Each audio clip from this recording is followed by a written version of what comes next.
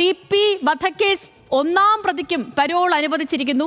Kannur central ജയിലിൽ കഴിയുന്ന MC അനൂപിനാണ് 20 ദിവസത്തെ പരോൾ അനുവദിച്ചത്. 3 മാസം ജയിലിൽ കിടന്നാൽ ലഭിക്കുന്ന സ്വാഭാവിക പരോൾ എന്നാണ് വിശദീകരണം. നിഖിലാണ് ഈ വാർത്തയുടെ വിശദാംശങ്ങളുമായി നമുക്കിപ്പോൾ ചേർന്നത്. നിഖിൽ, ഈ TP കേസ് പ്രതികൾക്ക് ചോദിക്കുമ്പം പരോൾ നൽകുന്നത് വലിയ വിവാദങ്ങൾക്കും വിമർശനങ്ങൾക്കും ഒക്കെയും ഇടവച്ചതാണ്.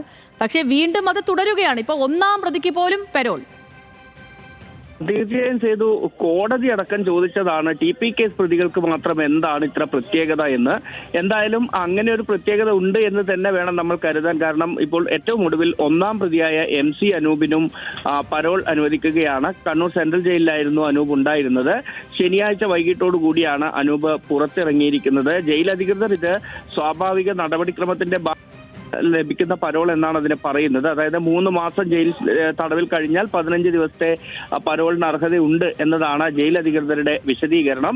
ഏതായാലും ആ വിശദീകരണം അനുസരിച്ചാണ് പരോൾ നൽകിയിരിക്കുന്നത്. പക്ഷേ ഈ ഒന്നാം പ്രതി എന്നല്ല, ഈ TP കേസുമായി ബന്ധപ്പെട്ട ഇപ്പോൾ TK രജീഷിന് ഒരു 5 മാസത്തിനിടെ 2 തവണ പരോൾ ലഭിക്കുന്ന സാഹചര്യം ഉണ്ടാകുന്നു.